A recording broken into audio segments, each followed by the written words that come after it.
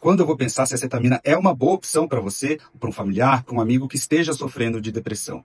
Eu vou pensar primeiro naquele contexto da depressão resistente ou refratária, que seja, é um quadro em que o indivíduo usou uma, duas, ou seja, duas ou mais medicamentos antidepressivos por tempo e dose adequada, ou seja, não adianta ter usado uma dose baixa ou por pouco período, e não fez efeito, ou seja, ele usou dois ou mais medicamentos por um período adequado para se avaliar uma resposta e a resposta não foi satisfatória. Está indicado o uso da cetamina em casos resistentes. Um outro caso de indicação clássica é o caso da ideação suicida. A gente sabe que a prevalência de suicídio no mundo inteiro beira 1%. Nos jovens brasileiros, infelizmente, na contramão do mundo, tem aumentado muito. E a cetamina vem como uma proposta em que a redução dos pensamentos suicidas pode acontecer em até 70% das vezes logo na primeira aplicação. Além disso, a gente lembra muito da depressão clássica, mas outros tipos, por exemplo, depressão bipolar, a cetamina vem muito a calhar, porque os indivíduos com depressão bipolar, apesar deles coexistirem ciclos de euforia com ciclos depressivos, os estudos já mostram que os ciclos depressivos e que quanto mais tempo em depressão esse indivíduo está,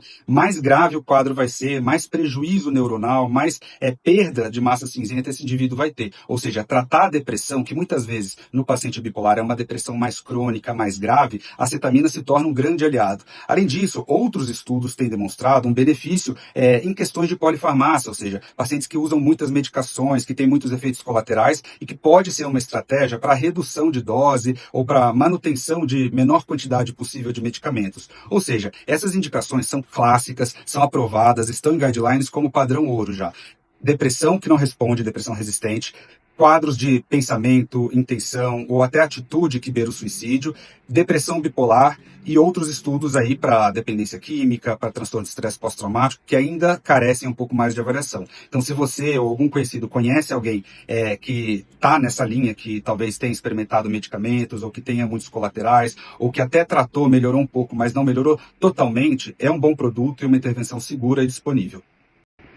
A cetamina não é para todos, mas aqueles pacientes que têm indicação clara, que podem se beneficiar do seu uso, eles podem ter a sua vida mudada para sempre, podem inverter o jogo.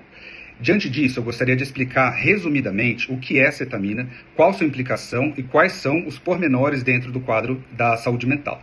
Inicialmente produzida e atualmente ainda muito utilizada como anestésico, ela tem um perfil de segurança do ponto de vista cardíaco e respiratório enorme, ou seja, é uma substância muito segura, que é utilizada em regiões, por exemplo, de conflitos, em que não tem grandes acessos a centros cirúrgicos. Dado esse perfil de segurança, aliado a respostas que foram estudadas nas últimas décadas com respostas antidepressivas, tanto a pacientes com quadro de depressão comum ou depressão bipolar, a cetamina começou a ser validada e investida como um produto com natureza antidepressiva nas últimas décadas. Hoje, alguns guidelines já colocam a cetamina como primeira opção no tratamento de quadros depressivos.